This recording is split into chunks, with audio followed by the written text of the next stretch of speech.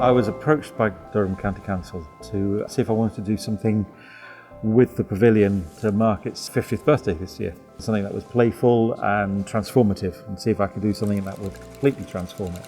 The piece is kind of my response to the pavilion. So I wanted to do something which was respectful to the pavilion. For 4 days I wanted this to be mine, but without ignoring what was here, and actually being respectful and saying something about it as well.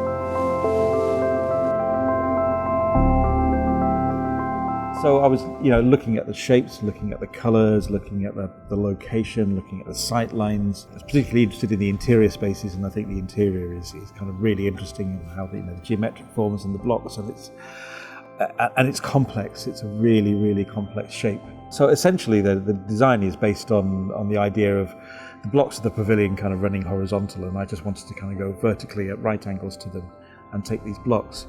Then I wanted to contrast with it, so we'll have contrasting colours to the environment and to the concrete. And then we've got soft forms against the hard concrete, and we've got softer edges, rounded edges, as opposed to the harsh edges of the pavilion underneath. So it was just about those contrasts. But I also wanted to make sure that with these contrasts, it kind of in some ways accentuated some of the elements that I like about it, and it's those forms and it's the edges.